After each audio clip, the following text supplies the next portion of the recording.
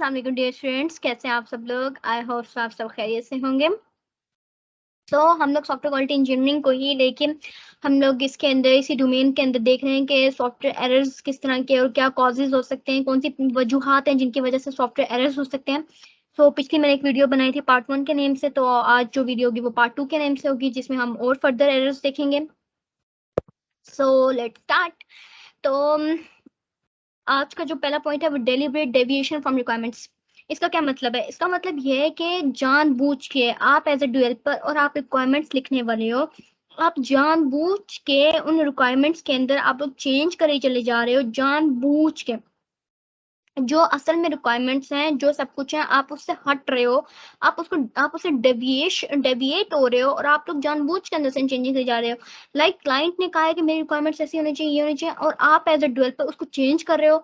आप लोगों को तो क्लाइंट के मुताबिक रहना है ना। मतलब मैं अगर डेवलपर हूँ तो मुझे क्लाइंट की सुननी है कि वो क्लाइंट किस तरह की रिक्वायरमेंट्स चाह रहा है, और मैंने उस तरीके से लिस्ट डाउन करनी है, लेकिन आप जानबूझ के अंदर चेंज कर रहे हो। तो ये एक बहुत बड़ी वजह है सॉफ्टवेयर एरर्स की, कि एक एरर आ सकता है ना, ज़ाहिर सी बात है। अब आखिर में क्या होगा कि वो क्लाइंट ही एग्री नहीं करेगा, वो कहेगा भाई आपने क्या सिस्टम मुझे तैयार करके दिया, मैंने ऐसा तो नहीं कहा था। चेंज तो आपने किया, सब कुछ आपने किया, तो सिस्टम भी फिर आपका ही है। तो जब आप काम ही क्लाइंट के लिए कर रहे हो तो आप उससे जानबूझ के चेंज नहीं कर सकते रिक्वायरमेंट्स को, जब तक कि क्लाइंट उससे एग्री ना करे। उसके बाद कौन से एरर्स हो सकते हैं? लॉजिकल डिजाइन एरर्स हो सकते हैं। वो किस तरीके से कि अब जो है कि आप लोगों ने डिफाइन किया कि हाँ जी, ये जो सीक्वेंस है, इस सीक्वेंस को लेके चलना है। ये सीक्वेंसिंग चलेगी पूरे सॉफ्टवेयर के दौरान और पूरी डेवलपिंग के दौरान। लाइक पूरा जब हमारा सॉफ्टवेयर डेवलप हो रहा है, पूरी डेवलपमेंट के अंदर ये सीक्वेंस होगा। अब वो सीक्वेंस ही आप लोग फॉलो नहीं कर रहे, वो प्रोसेस से आप हट चुके हो। आप लोग क्या कर रहे हो? पहला प्रोसेस आपने रिक्वायरमेंट का कर लिया, डिजाइन को छोड़ दिया, आप लोग डायरेक्ट इंप्लीमेंटेशन पे पहुंच गए। आपने सोचा नहीं इंप्लीमेंटेशन हो जाए फिर हम लोग डिजाइन आराम से बना लेंगे। नो वे। जो एक करेक्ट फॉर्म है एसडीएलसी की, या एक पूरा डेवलपमेंट का लाइफ साइकिल, आपने उसको लेके चलना है। आप उसे डेविएट नहीं कर सकते। आपने उसको उस सीक्वेंस को फॉलो करना है हाल में। तो वो जो सीक्वेंसिंग है ना, जब आप लोग सीक्वेंस को फॉलो ही नहीं करोगे तो वो एरर्स का बाइस बन सकते हैं। ठीक। उसके बाद क्या है? लाइक अब आप लोगों ने कहा है कि सिस्टम का ये स्कोप है, ये स्टैंडर्ड है, वो सब कुछ है। आप लोग सिस्टम की जो स्कोप है उसको सही से समझ ही नहीं पा रहे हो, उससे आप लोग उससे डेविएट कर रहे हो। ठीक है, उसकी बाउंड्री आप लोग वो बाउंड्री, जो उसकी बाउंड्री सिस्टम जिस बाउंड्री में होना चाहिए, जो उसका स्कोप है या जो उसकी स्टैंडर्ड है, अब जो कंडीशंस है आप उनको पूरी नहीं कर रहे हो। आप लोग इनकरेक्टली उसको आइडेंटिफाई करो और इनकरेक्टली आप उसको अप्लाई करने की कोशिश करो, तो ये चीज गलत है। ये भी एक एरर्स की वजह बन सकता है, क्योंकि आपका सिस्टम एक स्टैंडर्ड के मुताबिक होना चाहिए, एक बाउंड्री के अंदर रह के बनना चाहिए आपका। क्योंकि सिस्टम जो है आप लोगों का डिप्लॉय होना है कल, आप लोगों का सिस्टम जो है वो मार्केट में जाना है, तो मार्केट में आप स्टैंडर्ड के मुताबिक अपना सिस्टम, जो मार्केट का स्टैंडर्ड है उस रेट पे आप लोग सिस्टम डेवलप करोगे। तो बाउंड्री में कंडीशन तो होनी चाहिए आपकी सारी।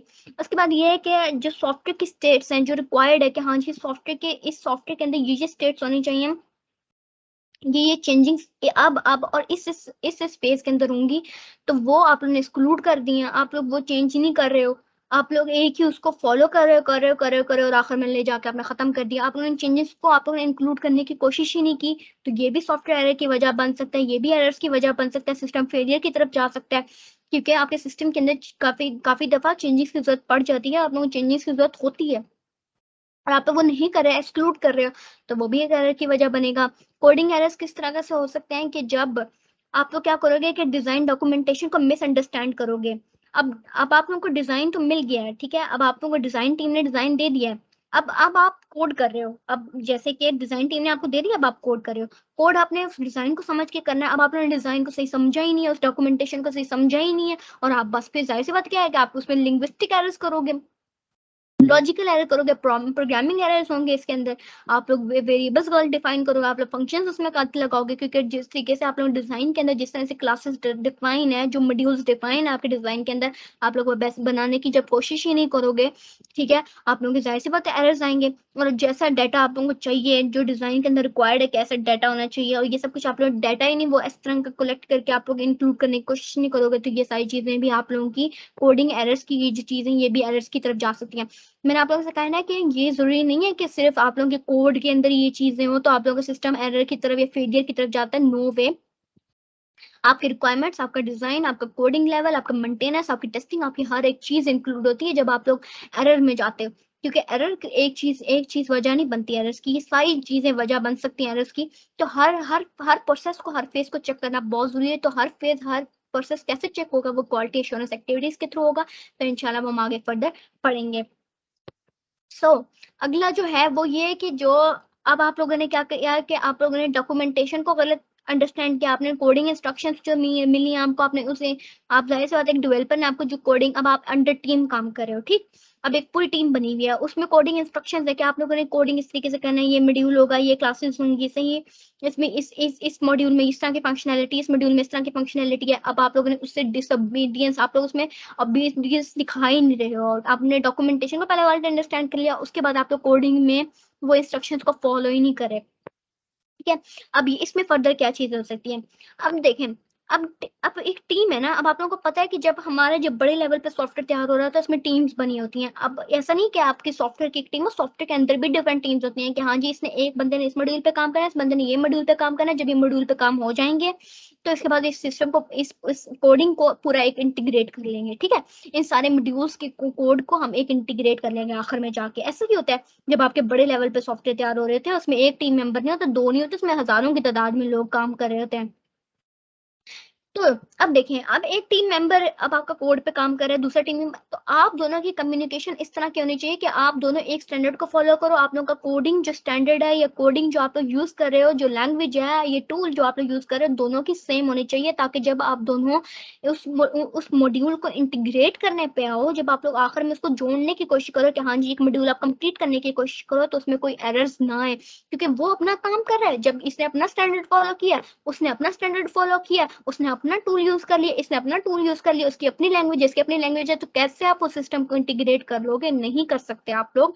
तो ये बहुत ज्यादा जरूरी है कि दोनों टीम मेंबर्स का आपस में कम्युनिकेट करना, हर एक चीज के अंदर, हर चीज के अंदर। लाइक कोडिंग कर रहे हो, कोडिंग के अंदर भी आप लोग, जैसे दो मॉड्यूल्स हैं, एक ही मॉड्यूल पे काम करें, तो एक मॉड्यूल की फंक्शनैलिटी भी अंदर सेम होनी चाहिए। ये नहीं कि उसमें डिफरेंट डिफरेंट यूज कर लिया, उसने अपनी कर ली, इसने अपनी कर ली, ऐसा नहीं। आपकी डॉक्यूमेंटेशन के अकॉर्डिंग होनी चाहिए।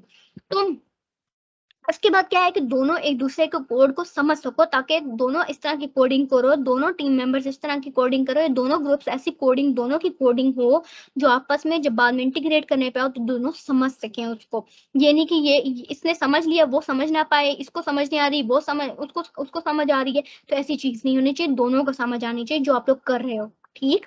उसके बाद क्या है, उसके बाद जब डिजाइन रिव्यू टीम जो होगी, जो रिव्यू टीम होगी, तो वो उसके बाद जो है, जब वो उसको रिव्यू करेगी डिजाइन को, तो उसमें ये नहीं होना चाहिए कि उसमें उसके बाद उसको डिजाइन टीम को समझ ही नहीं आए, उसके लिए बहुत मुश्किल हो जाए उस डिजाइन को रिव्यू करना, ठीक। लाइक अगर वो कोड को, लाइक कोडिंग टीम है और एक पूरा ग्रुप मेंबर्स ने काम किया मिलके, और एक बुरे हेड ने जब आपके चेक करना है आपके काम को, तो वो ऐसा नहीं होना चाहिए वो देखे कि इसका इतना डिफरेंट है, इसका इतना डिफरेंट, इसका इतना डिफरेंट है, सिस्टम ही इतना डिफरेंट हो गया, फिर तो उसके अंदर जो कोडिंग है वो कोड इम्प्लीमेंटेशन ही इतनी डिफरेंट होगी हर मॉड्यूल की। तो ऐसी चीज नहीं होनी चाहिए। जब रिव्यू हो तो रिव्यू डिजाइन का हो बेशक, या कोड का रिव्यू हो, तो वो आसान होना चाहिए, ताकि ताकि वो आगे जब हम उसको इंटीग्रेट करें या उसको आगे प्रोसेसिंग पे लेके जाएं। लाइक अगर इम्प्लीमेंटेशन होगी तो आप लोगों ने आगे टेस्टिंग पे लेके जाना है, लाइक अगर डिजाइन हो गया तो आपने इम्प्लीमेंटेशन पे लेके जानी है, तो वो आसान से आसान हो, और टीम मेंबर्स के आपस में अंडरस्टैंडिंग से, म्यूचुअल अंडरस्टैंडिंग से बन के आप लोगों का डिजाइन तैयार हुआ हो या आप लोगों का कोड हुआ हो, ठीक। जब ये दोनों चीजें नहीं होंगी तो ये अभी आप लोगों का सॉफ्टवेयर एरर की तरफ लेके जा सकता है।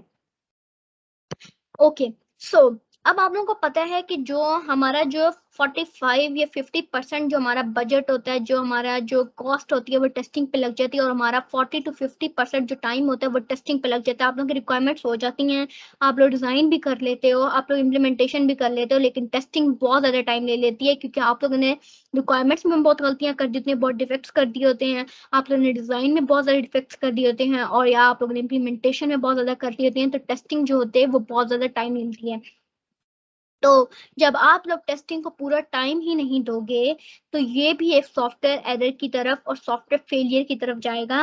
क्योंकि जब आपने टेस्टिंग प्लान किया ना कि हाँ जी अब हम लोग आज इस मॉड्यूल पे हम लोग टेस्ट करेंगे, इस पे करेंगे, ये डॉक्यूमेंट के इस पेज पे होगा, ये डिजाइन के इस पेज पे होगा, जब आप लोगों ने वो प्लान ही फॉलो नहीं करोगे, और उसके बाद अगर आप लोगों ने वो प्लान फॉलो कर लिया और आपने उसको कंप्लीट रिपोर्ट नहीं बनाया, उसके कंप्लीट डॉक्यूमेंट नहीं बनाया, तो आप लोग वो भी उसमें भी फेल करोगे आप लोग। और उसके बाद आप लोग क्या करोगे, जब आप लोगों ने टेस्टिंग किस लिए होती है, टेस्टिंग इसलिए होती है ना आप लोग डिटेक्ट कर सके एरर्स को, डिफेक्ट्स को आप लोग डिटेक्ट कर सके, तो फिर आप लोग उसको भी करेक्टली डिटेक्ट नहीं करेंगे टेस्टिंग के अंदर। टेस्टिंग यही कहती होती है ना कि हम लोग डिटेक्ट करें अपने एरर्स को, या हमने रिक्वायरमेंट्स में कोई चीजें छोड़ दी, इनकम्प्लीट छोड़ दी हैं हम लोगों ने, तो हम वो फुलफिल कर सकें। या डिजाइन में हमने कोई चीज सही से हम लोग समझ नहीं पाए, अंडरस्टैंड नहीं कर पाए हैं, तो हम डिजाइन सही कर लें या हम कोडिंग ठीक कर लें। तो जब आप लोग इस पूरे प्लान को ही फॉलो नहीं करोगे या आप लोग इनकम्प्लीट प्रोसेस को फॉलो करोगे, तो अपनी मर्जी से आप लोग टेस्टिंग कर रहे हो, इतना कम टाइम दोगे तो आप लोग एरर्स को भी सही से आइडेंटिफाई नहीं करोगे। क्योंकि जाहिर सी बात है, टेस्टिंग के बाद आपके सिस्टम ने कहाँ जाना है, टेस्टिंग के बाद यही होता है ना कि आप लोग डिप्लॉय की तरफ जाते हो। अगर मेंटेनेंस की जरूरत पड़े तो मेंटेन करते हो, नहीं तो आपका सिस्टम डिप्लॉयमेंट की तरफ चला जाता है। और उसके बाद डिप्लॉयमेंट के बाद क्या है कि वो यूजर के हाथ में होगा, और यूजर कैसा सिस्टम चाहिए, यूजर को एरर फ्री सिस्टम चाहिए ना, कि वो इजीली यूज कर सके, उसकी यूजेबिलिटी इंपॉर्टेंट है उसके लिए। तो वो सारी चीजें बहुत ज्यादा इंपॉर्टेंट है। तो आपकी टेस्टिंग जो है वो बेशक आप लोग टेस्टिंग में ज्यादा टाइम ले ले, लेकिन उसका अंदर कंप्लीटली प्रोसेस फॉलो होना चाहिए, पूरा टेस्ट प्लान इसमें बनना चाहिए। प्रोसीजरल एरर्स के आप लोगों ने प्रोसीजर कोई फॉलो नहीं किया, आप लोगों ने प्रोसीजर पहले तो आइडेंटिफाई कर लिया कि हाँ जी हम पूरा प्रोसेस, अगर एक रिक्वायरमेंट का प्रोसेस है तो हम इसमें ये प्रोसीजर फॉलो करेंगे, और आप लोगों ने वो बाद में भूल गए, और आप लोग उसको चलो आपने इंप्लीमेंट करना शुरू कर दिया और आधे रास्ते में इसको छोड़ दिया कि नहीं भाई इसमें कौन इतनी ख्वारी काटे, तो इस तरह की चीजें नहीं होनी चाहिए। डॉक्यूमेंटेशन एरर वही कि जो हमारे रिक्वायरमेंट्स का, डिजाइन का, ये जो सारी चीजें डॉक्यूमेंटेड जो हम डॉक्यूमेंट फॉर्म में बनाते हैं, तो हम उसमें कोई एरर ना करें, क्योंकि ये वाले एरर भी सॉफ्टवेयर एरर को कॉज कर सकते हैं। और जो एक्सक्लूजन ऑफ सॉफ्टवेयर फंक्शंस के सॉफ्टवेयर में हमने जो जो फंक्शंस इंक्लूड करने हैं, क्लाइंट अगर क्लाइंट को इतना नो हाउ नहीं है, लेकिन आपको एज अ डेवलपर तो आप लोगों को पता है ना कि आप लोगों ने किस तरह के फंक्शन सॉफ्टवेयर में होने चाहिए आपको, तो आप लोगों ने वो इंक्लूड ही कर दिया, उनको इंक्लूड ही नहीं किया, तो वो भी सॉफ्टवेयर एरर की वजह बन सकते हैं। तो ये सारी रीजंस थी। एक पार्ट 1 जो है वो पहली वाली वीडियो है, वो आप लोगों ने यहाँ से देख लेनी है, उसमें भी सॉफ्टवेयर एरर्स के कॉजेज मैंने कुछ बताए हैं, और कुछ आज की वीडियो में है। सो आसान आसान ही थे, लेकिन ये बहुत ज़्यादा इंपॉर्टेंट थे, क्योंकि सॉफ्टवेयर एरर का कॉज सिर्फ एक कोड नहीं हो सकता, ये सारी चीज़ें हो सकती हैं। तो आप लोगों ने जब टेस्टिंग करनी है तो आपने हर एक चीज़ को चेक करना है, ताकि आप लोग एरर से बच सकें और आपका सॉफ्टवेयर जो है वो कॉजेज उसके अंदर डिफेक्ट्स वगैरह ना हो। तो आज का जो कंसेप्ट था इजी सा ही था, लेकिन मेरी तरफ से तो इतना ही शायद था। अल्लाह करे आप लोगों को समझ आ गई हो, और अगर आप लोगों को कोई समझ ना आई हो, कोई कंफ्यूजन हो, तो आप लोग मुझसे क्वेश्चन आंसर्स और कमेंट्स में पूछ सकते हैं मुझसे। तो मैं आप लोगों को जल्द से जल्द आंसर दूंगी इंशाल्लाह। और मेरी तरफ से आखिर में फिर वही रिक्वेस्ट के आप लोग लाइक, सब्सक्राइब और कमेंट करना नहीं भूलना। मुझे अपनी दुआओं में याद रखें और अपना बहुत सारा ख्याल रखें। खुदा हाफिज।